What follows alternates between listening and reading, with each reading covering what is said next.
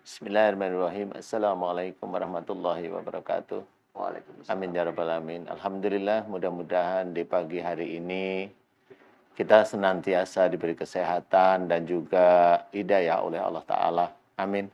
Amin. Tema kita bagus, mengendalikan hawa nafsu dan godaan setan. Aduh, ini bagus temanya tapi susah sekali. Nafsu yang sering kita lakukan sehari-hari itu nafsu amarah ya, selalu melakukan keburukan-keburukan. Sengaja atau tidak sengaja kita itu melakukan. Nafsu amarah itu selalu melakukan keburukan ya. Nah, kemudian nafsu yang berikutnya ini adalah lawamah, nafsu yang senantiasa tahu keburukan, kemudian memohon ampun kepada Allah, memohon ampun kepada Allah.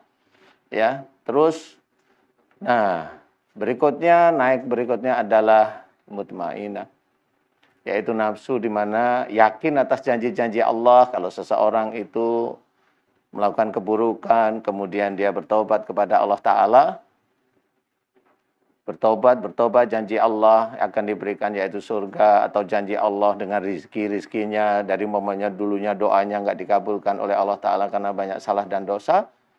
Kemudian bertobat, kemudian yakin, kemudian menjalankan perintah-perintah Allah Ta'ala yang lain, itu yakin bahwa janji Allah itu akan diberikan. Keyakinan atas janji Allah, keyakinan atas Allah itu kuat sekali, itu nafsu mutmainah. Ada nggak di dalam diri kita? Nah, kita yakin kepada Allah Ta'ala, itulah salah satu penunjang iman. Yakin kepada Allah Ta'ala yang maha menciptakan kita, yang mengarahkan semua perilaku-perilaku kita. Nah, disinilah yang harus kita pahami. Nafsu yang terakhir, mulhamah. Ini menurut kita sebagai seorang muslim sangat sulit ya. Bahwa nafsu ini senantiasa gerak-gerik perilaku sehari-hari itu ada dalam ilham Allah, ada dalam jalannya Allah. Ini sangat sulit. Para nabi, para rasul itu jelas. Tapi kita sangat sulit. Kata-katanya itu tertata, sangat rapi. Pikirannya belajar tidak suuzon. Kemudian kalau umpamanya mendengar sesuatu yang tidak enak di telinganya, tidak emosi, tidak amarah. Kemudian kalau memberikan sesuatu kebijakan, tidak menyakiti saudaranya, tidak menyakiti yang lain.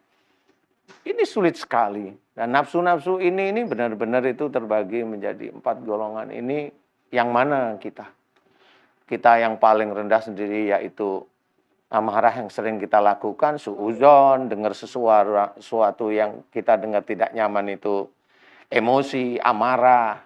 Sudah amarah, emosi dengan istri, dengan orang lain, dengan anak buah, dengan ini. Nggak pernah minta ampun kepada Allah Ta'ala. Nafsu lawamah itu nggak muncul, tidak muncul. Nah, inilah manusia, khususnya kita yang muslim. Apakah kita itu betul kalau kita itu jengkel pada seseorang, kemudian kita itu meratapi, kemudian kita itu mencoba untuk mohon ampun kepada Allah Ta'ala, sudah muncul belum?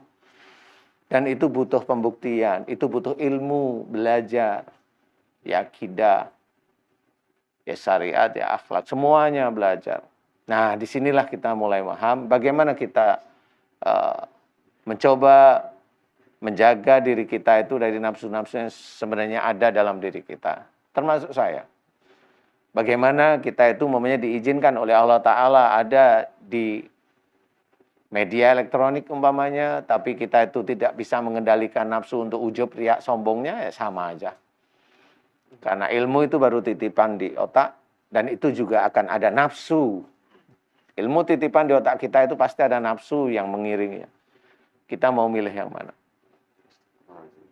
Itulah pilihan kita yang nanti akan dinilai oleh Allah Ta'ala, dicatat, kemudian akan menjadi pahala atau dosa nanti di akhirat.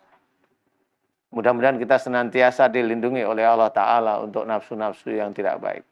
Wallahu a'lam. Amin. Allahumma